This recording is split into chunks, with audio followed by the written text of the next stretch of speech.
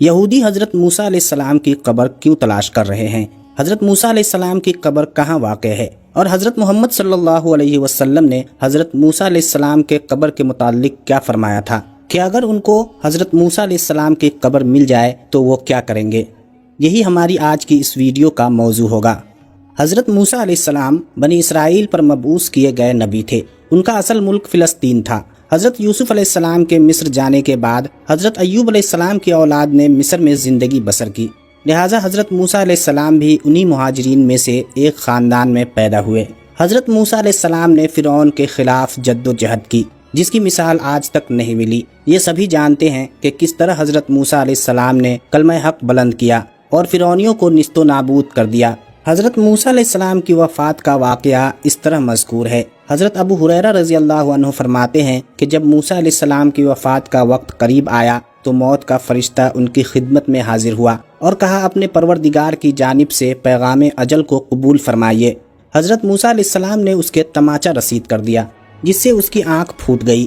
تب اس نے دربار الہی میں جا کر شکایت کی کہ تیرا بندہ موت نہیں چاہتا، اور یہ کہ اس نے میرے تماچا رسید کر دیا۔ اللہ تعالیٰ کی جانب سے اس کی آنکھ پھر درست ہو گئی اور اس کو حکم ملا کہ موسیٰ علیہ السلام کے پاس دوبارہ جاؤ اور کہو کہ اللہ کا یہ ارشاد ہے کہ کسی بیل کی کمر پر آپ اپنا ہاتھ رکھیں، جس قدر بال آپ کی مٹھی میں آ جائے گی، ہر ایک بال کے عوض آپ کی عمر میں 1 سال کا اضافہ کر دیا جائے گا۔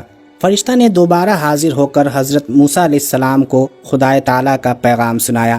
حضرت موسیٰ علیہ السلام نے دریافت کیا، یا الہی اس کے بعد کیا انجام ہوگا؟ تو حضرت حق سے جواب ملا کہ آخر کار پھر موت ہے۔ تب حضرت موسیٰ علیہ السلام نے عرض کیا کہ اگر طویل سے طویل زندگی کا نتیجہ موت ہی ہے تو پھر وہ شے آج ہی کیوں نہ آ جائے، اور دعا کی الہ العالمین اس آخری وقت میں ارض مقدس سے قریب کر دے۔ قصص الانبیاء میں حضرت موسیٰ علیہ السلام کی موت کا ذکر اس طرح پایا جاتا ہے کہ آپ علیہ السلام فرشتوں کی ایک جماعت کے پاس سے گزر رہے تھے کہ ان کو دیکھا کہ وہ ایک قبر کھود رہے ہیں جس میں خوشبو کی لہر باہر کو آ رہی تھی۔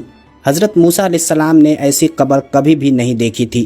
حضرت موسیٰ علیہ السلام فرشتوں کے پاس گئے، ان سے پوچھا کہ تم یہ قبر کس کے لیے کھود رہے ہو؟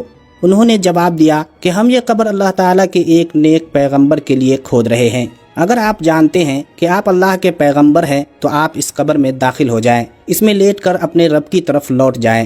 حضرت موسیٰ علیہ السلام نے فرشتوں کے بتائے ہوئے طریقے پر عمل کیا تو اسی وقت آپ علیہ السلام اس دنیا سے پردہ کر گئے۔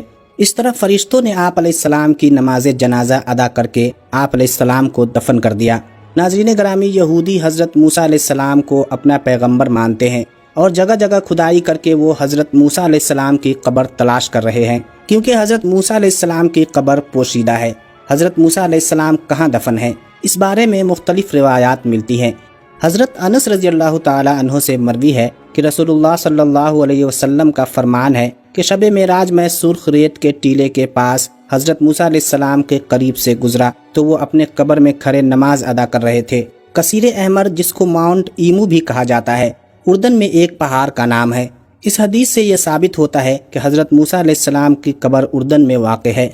نبی اکرم صلی اللہ علیہ وسلم نے ارشاد فرمایا کہ اگر میں اس جگہ ہوتا تو تم کو حضرت موسیٰ علیہ السلام کی قبر کا نشان دکھاتا کہ وہ سرخ ٹیلہ کسیب احمر کے قریب اس جگہ دفن ہے۔ اریحہ میں سرخ ٹیلے کے قریب ایک قبر ہے جس کو حضرت موسیٰ علیہ السلام کی قبر بتایا جاتا ہے۔ دوسرے تاریخی اقوال کے مقابلے میں یہ قول صحیح ہے، اس لیے کہ میدان تی کے سب سے قریب وادی مقدس کا علاقہ اریحہ کی بستی ہے، اور اسی جگہ وہ کسیب احمر سرخ ٹیلہ واقع ہے جس کا ذکر حدیث میں آیا ہے۔ ایک روایت کے مطابق حضرت موسیٰ علیہ السلام کی قبر مبارک مصر اور شام کے ایک میدان تی میں ہے، جس کو وادی تی اور وادی سینا بھی کہتے ہیں۔